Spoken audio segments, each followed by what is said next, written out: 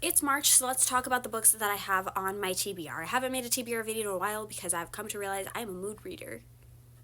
And I think you can see how that doesn't work out. But we're going to try our best in March. So first book that I have, I actually started this morning, which is why it's on here, and it's Gods and Monsters. I did take the dust jacket off, but it is a beautiful, beautiful book, just trust me. This is the third book in the Serpent and Dove trilogy, which is a romantasy trilogy. I read the first two books many years ago. I started reading this one. I read about 100 pages of it in 2022, and then I stopped reading it.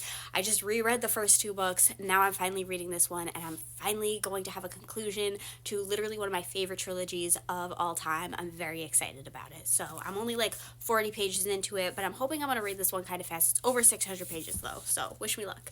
Then the next book that we have is The Air Formulas by Britt Nunes. I unboxed this on my TikTok a while ago now. I was sent it from the author, which was very kind of her, so I did an unboxing of it, but now I need to actually read it because it's such a stunning book. Next up, in a similar fashion, we have The Grays of Truth. This is another book that was sent to me from like the publishing company many months ago, and I haven't read it yet. I did start it twice, in fact, and it wasn't because I didn't like what I read when I started it. I just got distracted by other books because that's what happens when you're a mood reader. But I'm finally going to read it because the first book that I read by this author, literally 5 out of 5 stars. I adored it, and I feel like it's going to be the same with this one, so we'll see how it goes. And then the final book that I have on my TBR for this month that I know for sure I'm going to read, I actually have it on hold at the library, and it's literally ready for me to pick up. I just haven't had a chance to go and get it yet.